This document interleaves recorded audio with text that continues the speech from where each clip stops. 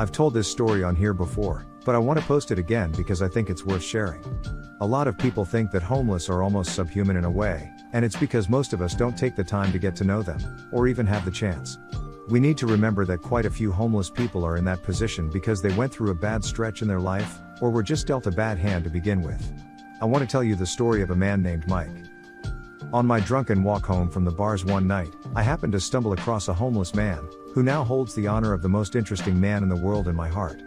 Mike, his name, asked me for some change, and I told him to tell me his story before I gave him any money. I make a habit of asking people their stories before I give them money, because I feel conversation is far more important than any dollar could ever be. He said of course, and added, "You know, if I don't speak to people, I sometimes go weeks without anyone even looking at me. When did people forget the power of a smile? Truth. Whenever I walk, I always look people in the eyes as I pass them. I don't understand why people look at the floor or their phone when passing a stranger on the street. People are far more interesting to look at than phones, or grounds. Not often do people's eyes meet mine. It's funny how hard people actually try to ignore eye contact." Mike was in his mid-50s, and it was easy to tell that life had shit kicked him quite a few times. He proceeded to tell me how he used to live in the suburbs of Seattle up until he was about 30. He had a lovely home, a lovely wife, and 2 lovely kids. He worked at the docks of Seattle as a longshoreman. It was around 30 that his mind started to slip from him, and paranoia became a controlling factor in his life. He could no longer be in small rooms for too long. The walls felt like they were swallowing him alive. Mike said his bitch of a wife, he didn't call her a bitch, because he was far too nice, but I'll call her a bitch because that's what she is, left him in less than 3 months into his condition, saying that he was no longer the fun and caring man she fell in love with. All lies of course, but so many cannot handle burdens, even if they are small burdens caused by loved ones. She won the kids, claiming that he was unfit to care for anyone but himself. Side story, Mike found out that both of his kids left her before they were 18 because they couldn't handle the burden of living with a bitch, took more than half his money, and the house. The people at his job loved Mike, but they soon to left him in the dust because his safety was a risk with the panic attacks he would have. Mike told me he took it all in stride, and it gave him a chance to travel, which he always wanted to do. I asked him how he could control his anger at the world, and he said to me, "I could have been angry, very easily. Holding anger is like holding a fire, you will never really catch it, there is no point to it, and in the end you are the only one that gets burned. If anger could somehow help me get to happiness, I would take her hand in a minute. But it never really does. I have a hard time with anger and stress, and those words of his, I needed to hear very badly." Mike said he traveled all over the US, then went to South America and traveled all around there, with minimal money and doing odd jobs for anyone that would take him. He said it took him almost 3 months to actually get to South America after he had decided to go there.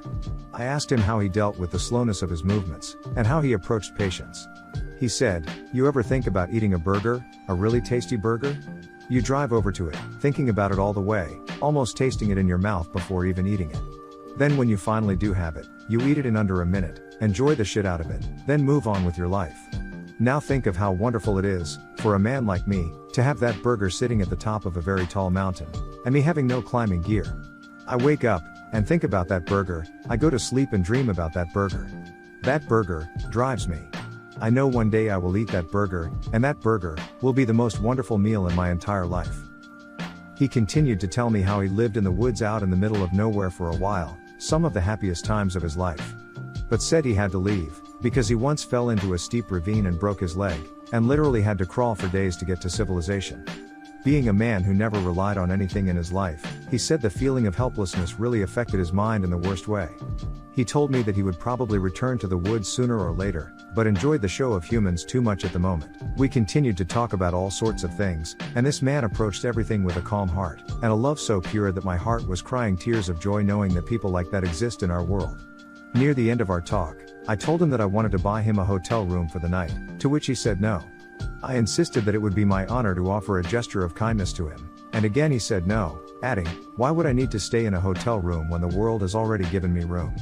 The greatest thing about the earth is how happily she gives, and never asks for anything in return." I kept insisting that I would like to do something for him, buy him food or supplies, or something. He kept telling me that if his life needed something, it would find its way to him sooner or later. After some more insisting, he finally caved in and said, "Instead of buying me a hotel room or supplies or anything, you know, I used to play carnival games with my kids all the time. It was our favorite thing to do. I haven't played any sorts of those games in more than a decade. Mike and I walked a few blocks away to the Game Works, and played games and enjoyed each other's company until the place closed and told us to leave. Not once did this man stop smiling the entire time I knew him, and even laughed at my jokes that I knew weren't that funny. TLDR, I met a homeless man, and life became a little bit brighter. This is going to sound really negative, but just wanted to get this off my chest. I had a very similar situation. An hour chat with a homeless man who approached my friend and I while we were sitting on a park bench talking. The man's story was truly heartbreaking, but he seemed to be giving it his all to turn it around. Clearly had some mental issues to sort out, but also had a daughter to feed. Wife was dead, suicide while he was out trying to find work. After about an hour of heart-to-heart he mentioned he was going to go try and drum up some money to buy Enfamil for his daughter. We offered to buy it. At first he refused, but eventually we went to a bodega together. When we got out of the store he cried. We both hugged him and wished him well on his way. We walked off, but not more than 30 seconds later we realized we had taken off in the wrong direction. We turned back, and happened to walk past the bodega. He was inside handing the guy behind the counter the Enfamil back, and the guy was handing him cash. Turns out the guy is a local hustler who works with the bodega. They run the same deal and just scam anyone gullible enough to believe the guy's tears. For so many reasons this killed me inside. The fact that he lied. The fact that he had to lie. The fact that if we just walked on we never would have known the difference. The world is a sick place. Yes, I lived in India for a year and it's one of the first scams that you learn about. The thing is though, the people scamming you, at least this particular scam, aren't getting rich from it, they really and truly are poor who need the money. But it's one way of having tourists notice you and give you more instead of just looking through you or past you. There were two young girls, looked about 13 to 14 years old, might have been older, though they were thin and probably malnourished, with a tiny infant, in my village who always tried this with tourists. One day they stopped me and I wouldn't buy them formula but instead offered to buy them breakfast. I ended up buying them a hot meal every day I saw them, which they wolfed down. We got to chatting a lot and being friendly. They told me the baby was actually one of the girl's sisters. My friend came along one day and wound up taking them all to the local clinic to have the baby given a checkup. There are a lot of scams in India, but from the people you meet on the street they are usually a necessary thing in order to try and get some food or medicine. People are often in a very desperate situation and will take desperate measures. Lying and scamming of course can earn them more and I don't blame anyone for doing so. You do what you have to do to survive. I've been scammed a few times by street people, but the money I lost was a pittance, relatively speaking, and I have faith that the money was at least used by someone who needed it. The scams I get angry about in India are the ones perpetrated by shop owners and merchants. They are not poor and make their money by bilking others, and I can't get behind that. ETA, I also am enraged by those who exploit children and others of a vulnerable status in India. For which reason I do not give money to begging children but rather buy them meals and watch them eat it in front of me. Often they will take food to their adult keepers to eat and the children will then go hungry. I also learned the hard way that buying clothing, books, etc. for children will also not work. A friend of mine bought 3 siblings sweaters, socks, and hats for the winter only to discover a few days later that they were barefoot and shivering in the street again. Their father had sold all the new clothing for alcohol money. There are a fair few street kid beggars in Bali. Knowing that any money I give to these kids will only go to their boss, who will use it to buy more kids, I won't give them money. What I did instead, was to every once in a while go to a local toy store and get like a 10-pack of knockoff Hot Wheels for the boys and another 10-pack of knockoff Barbie kinda stuff for the girls. I'd switch it up with plastic fighter jets and My Little Pony-esque stuff if I noticed something different in the toy store. But whatever, didn't really matter what I got, as long as it was fun for kids but ridiculously cheap. The cheap part wasn't for me so much. Okay, maybe a little, I'm a musician and not super rich, but so that the toys would be fun for the kids, but basically valueless for the kids' bosses, so they'd have no incentive to take them from the kids and sell them for profit. So I'd keep them in my car, and when a street kid would come up looking for money, I'd hand out a toy instead. Pretty much every time I'd give one toy to a kid, they'd yell out something in Indonesian, "Hey! This white guy gave me a toy. Fucking cool." Or the equivalent, I'd imagine, and bam! All 6 kids work in the corner would come running up as fast as their little legs could carry them, hollering and beaming with huge grins, and I'd hand out one toy to each of them. Smiles all around, not the least for me. Smile. Take that, evil child beggar slave owner motherfuckers. I learned this the hard way when I purchased work clothes for a young single mom who was attempting to get her life together, allegedly, after a bout with crack addiction. I verified that welfare had, indeed, gotten her a job with the postal service, sorting mail, and that she needed a uniform to start work with. So I took her to Target. I'm only a year older than her, BTW, 30 now, 23 at the time this took place, and spent roughly $100 out of pocket that I desperately needed just to help her to give her children and herself a chance. Well, I dropped her off, found something of hers in my car, and turned around, drove back to her apartment, and went to take the item to her. On my way to her door, I saw a man stop, knock, and she handed him something. I waited. He had the full bag from Target of the clothing I'd just bought her, and she was telling him how the dumb bitch had left the receipt in the bag. I stepped up, told him to give the dumb bitch back her purchase or I was going to call the cops. It was apparent what was going on. She was giving him the items to return in exchange for crack. I later found out that she had been given a voucher to pick up uniform items from a local charity. In the end, she never even showed up to the job. Her 2 children, one was 6 months, the other 3 years, were found by the neighbors, having been left alone for over 3 days while mom went on a wild crack spree. She had left them with a box of cookies and told the 3-year-old not to tell anyone. Just, thank God she had them taken away.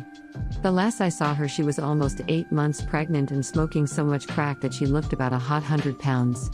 The baby was born with so many issues that it is a permanent ward of the state, and the doctors tied her tubes, thank the terrible Lord. Anyway, back to my point, I not only keep all receipts, and cut off all store tags, I also take the clothing label tags out of the clothing.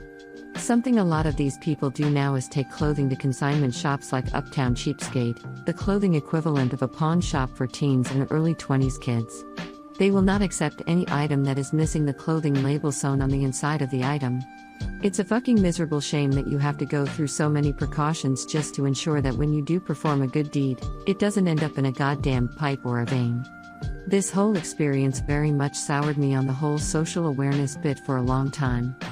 I met a homeless man around my age working in a gas station down the street from the homeless sleeping yard that is set aside by the city I live in. He told me his dad had lost his house and his job due to alcoholism when he was 16, and because he had been with him, he'd been stuck homeless with his dad for a while. He came around and hung out at work with me at night. It kept creepy people from trying to pull anything. He acted like a bouncer, and eventually he told me he was getting recruited by some odd job and was hoping to find somewhere to sleep. I had a spare room in an apartment that I was renting with an ex and a friend. I was living with my boyfriend of the time, so I offered to let him shower and stay there overnight so he could get picked up the next morning.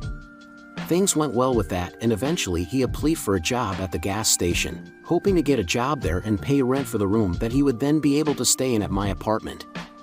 I put in a good word for him with my boss, and he got the job. He then moved his things into my spare room, and it seemed like I had really done well for this guy. Until about 2 weeks later, when my boss brought me in to tell me that he had been stealing from the cash register.